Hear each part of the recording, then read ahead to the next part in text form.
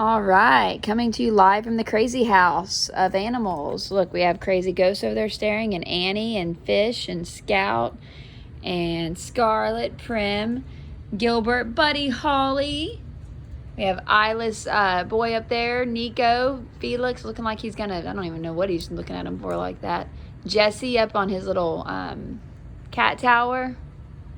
I promise that looked like a butt, but it's not. That's a shoulder in a movie I'm watching. And then we have Joetta, who's in the book we're reading.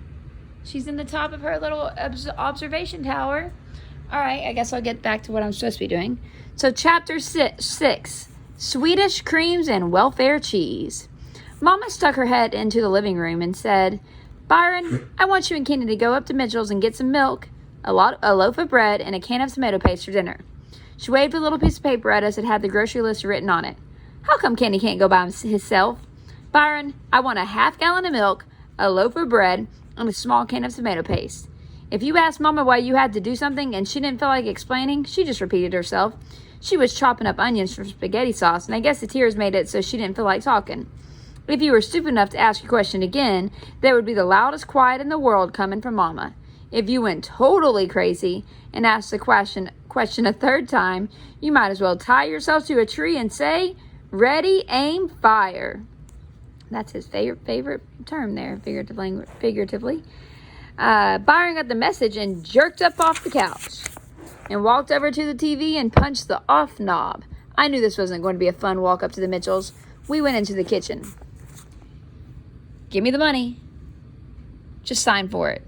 Just what? Just tell Mr. Mitchell you want to sign for it. Mama kept whacking the onions. Wait. I'm sorry, what? Just go in there and tell Mr. Mitchell I want to sign for some food? Your daddy and me made all the arrangements last weekend, Byron. Mr. Mitchell will let us sign for groceries until payday. Lots of people do it. A half-gallon of milk, a loaf of bread, and a small can of tomato paste. Mama started chopping the onions a little harder. So I ain't got to give him no cash. Whack, whack, whack. All of a sudden, Byron's face jumped like a bell went off in his head. Wait a minute. I know what this mean. We on welfare, ain't we? I held my breath. If I found out we were on welfare, I was going to really have to get ready to be teased. No, we are not on welfare. I can't believe it. You really going to start serving welfare food in this house?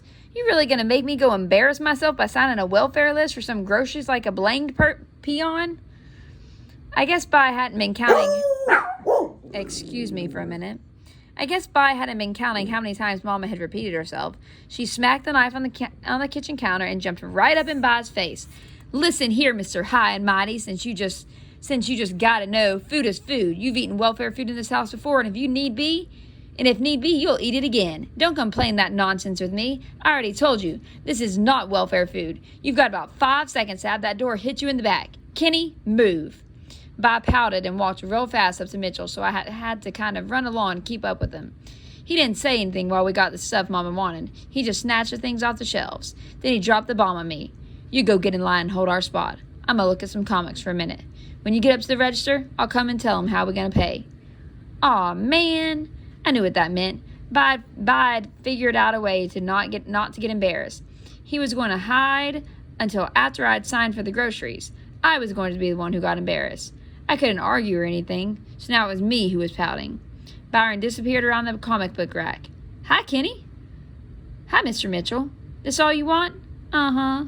He took the groceries and rang them up on the cash register. That's $1.23. Hold on, Buddy's walking. He cute. Precious. This has got to go on the welfare list, I said, kind of quiet. Mr. Mitchell twisted his face up. On the what? I said real low so only Mr. Mitchell could hear. We just found out we got put on welfare, and we've got to sign this food up on the welfare list.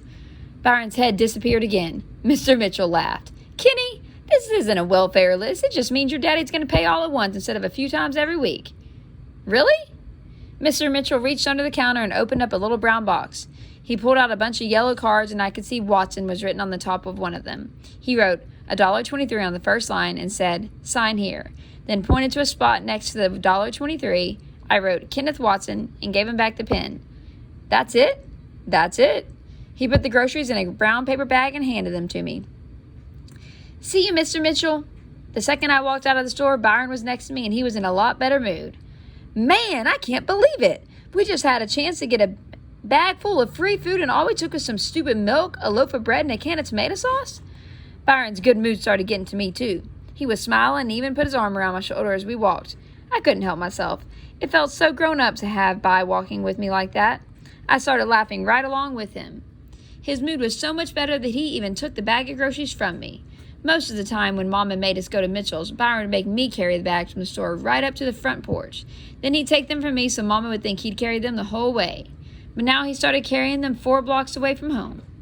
This is just too much. All you got to do is sign that stupid card and that old fool Mitchell will give you what you want? Too much. Now that By was happy, I had 2 questions I wanted to ask him. First, he had said a word that I had never heard before, and since he said it in front of Mama, I knew it wasn't cussing. As we walked home with his arm around my shoulder, I thought I might get a real answer from him. Byron, what's a peon? A peon? Didn't you see the Magnificent Seven? Peons was them folks what was so poor that the rich folks would just see... Oh, my Lord. I'm sorry. Peons was them folks what was so poor that the rich folks would just as soon pee on them as anything else. I knew this had to be a lie. You could get yourself in a lot of trouble if you listened to half the stuff Byron said. But I asked my next question anyway. What do you think the welfare food was that Mama said she gave us? I wish I hadn't asked, because this brought back his bad mood. He took his arm from around my shoulder and said, I know what it was. He handed me back the groceries, too. Don't you remember how some of the time Dad... Cat again? Don't you remember how some of the time Dad sneaks up in the morning and goes in the kitchen, and when he comes out, there's a big jug of milk? Ain't you ever wonder where that milk come from? You ever seen any udders on Dad? That milk come out of one of them big brown boxes they keep up on them high shelves. Pure D welfare food. And don't you remember that cheese? Who ever heard of cheese coming in a box as big as a loaf of bread? You ever try to pick one of them things up? Real cheese come in hunks or slices. Not no blamed loaf that weigh 40 pounds. I always thought there was something strange about that mess, and now I know. She's been sneaking us welfare food. Pure D welfare food. The cheese tasted okay to me, and except for a big powdery lump every once in a while, Dad's milk was all right too. But to try to get Byron back into his good mood, I acted real disgusting and said, Aw, man. A week later, I was walking in the alley behind Mitchell's when a big cookie with pink frosting just about hit me in the head. It went by like a little flying saucer, then crashed in the dirt. I looked all around and didn't see anybody, so I put my hands on my face and stood still, because I knew if something weird like this happened once, it usually happened again. Sure enough, another cookie hit me in the back, and a big laugh came out of the big green apple tree. Byron. He dropped out of the tree like a superhero. He had a great big bag of cookies in one hand and a green apple with a giant bite of it in the other. Want some? By tipped the bag of Swedish cream cookies at me. I knew this was a trick. The bag must have been empty, but I looked inside anyway. There was still half a bag of cookies. Thanks! I grabbed 2 of the cookies and looked at them real good in case By had put bugs or something on them. They were clean, but I still kept waiting for the trick. Why would Byron waste 4 good cookies on me? Man, Swedish creams have got to be the best cookies in the world. I gulped them down and wiped my hands on my pants. I couldn't believe it. By tipped the bag at me again. He jumped up and snatched a green apple off the tree, checked it for wormholes, then handed it to me. You best eat some of this. Them Swedish creams is good at first, but they get kind of thick in your throat after a while. Byron was being too nice, so I knew something bad was about to happen. Then I noticed a crumpled up Swedish creams bag on the ground next to the tree, and I could figure out why he was being so generous. He'd already eaten a bag and a half. A bell went off in my head. I knew now why he'd been so excited and happy when he found out about getting free food at Mitchell's. By was signing up for stuff that Mom and Dad didn't even know about. It was like he read my mind, because I was just about to say, "Oh, By," when he stopped being friendly and crossed his eyes at me and said, "Don't even, Cat. Don't even think about it, Poindexter. You ate 2 of them yourself, so quit wasting my cookies and just shut up and enjoy what's left." He tipped the bag at me again. He had me. I couldn't tell on him, or else I'd be in just as much trouble as he would. I took another one. Bai went on over to the green apple tree and slid his back against it until he was sitting down. Yoshi. Hey, Yoshi. What you doing? Hey, pretty girl. That's my other eyeless cat. I did the same thing right next to him, and we sat together munching. I wasn't used to being this friendly with Byron, so I guess I was kind of nervous and didn't really know what we should talk about. Bai just sat there chomping down apples, so I tried to think what him and Buttpeg would talk about when they sat around like this. Finally, I said, "So, Bai, how about you and me doing a little cussing?" He twisted up his face and said, "I thought I told your jive little butt to shut the heck up and enjoy the dang cookies. Now do it." I got a huge smile. This was a perfect day. But like always, Bai ruined it. "Look," he pointed up at a telephone wire where a big bird sat.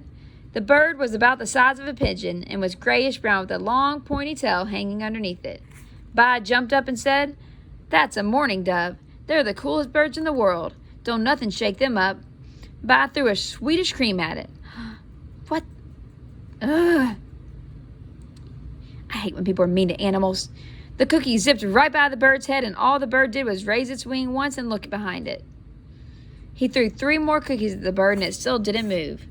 When Byron's 4th Swedish cream left his hand, I knew that if the bird didn't move, he was going to get whacked. The cookie popped the bird smack jab in the chest. The bird's wings both stuck out to the side, and for a hot second, with its tail hanging down and its wings sticking out like that, it looked like a perfect small letter T stuck up on the telephone wire. Then, in slow motion, the bird leaned back and crashed to the dirt of the alley behind Mitchell's. I'd been throwing rocks and things at birds since I was born and had never even come close to hitting one. I'd seen a million people throw a million things at birds, and no one had ever really hit one, not even a pigeon. But now, Bai had knocked the bird right out of the sky with a Swedish cream cookie. When I got to Byron, he'd picked up the bird and was holding it in his hands. The bird's head drooped backward and was rolling from side to side, dead as a donut. "You got him! You got a bird!" Byron held the bird in one hand and with his other one gently brushed pink frosting off of the dove's chest. "You got him! I've never seen a bird get—" I looked right at Bai, and his face was all twisted up and his eyes were kind of shut. He dropped the bird, walked over to the green apple tree, and started throwing up. I stood there with my mouth open. I couldn't believe Byron was starting to cry. And I couldn't believe how much vomit a bag and a half of Swedish creams and some green apples could make. Well, you shouldn't throw things at birds then. That's your lesson, you rude kids. When it looked like he was done, I walked over and put my hand on his back. As soon as I touched him, he popped me in the arm. Hard. "Bah, what?" He picked up a rotten apple and threw it at me. "Get the heck out of here. What you staring at? Them apples got me sick, you little cross-eyed punk. Get out of here." Rotten apples started coming at me real hard and fast, so I left. It was hard to understand what was going on with Byron. Some of the time, if a genie came and gave you 3 wishes, you wouldn't mind using all 3 of them to wish some real bad stuff on him. Not stupid things like that woman in the fairy tale when she wished her husband had a sausage on his nose either. I mean stuff that would make Byron hurt so much that he would have to think every day about how mean he is. "Buddy, where you going?" And was like, "Nowhere, but Mama, I'm just getting comfy." "Okay." If he just had a sausage going off his nose, people might laugh at him behind his back, but no one would have nerve enough to tease him to his face and call him weenie nose or something. He wouldn't know how it feels to always have someone jumping on you, how sad that can make you get. Sometimes I hated that much and thought he was the meanest person in the world. After my arm quit hurting from his punch, I went back to the alley behind Mitchell's to take another look at the dead bird, but it was gone. Right in the spot where the bird had crashed, Bai had dug a little grave, and on top of the grave there were 2 popsicle sticks tied together in a cross. Leave it to Daddy Cool to kill a bird, then give it a funeral. Leave it to Daddy Cool to torture human kids at school all day long and never have his conscience bother him but to feel sorry for a stupid little grayish-brown bird. I don't know. I really wished I was as smart as some people thought I was, because some of the time it was real hard to understand what was going on with Byron. And that is the end of that chapter. Whoop, whoop. Kitty. He's not going to walk, sorry. I thought he might walk for y'all.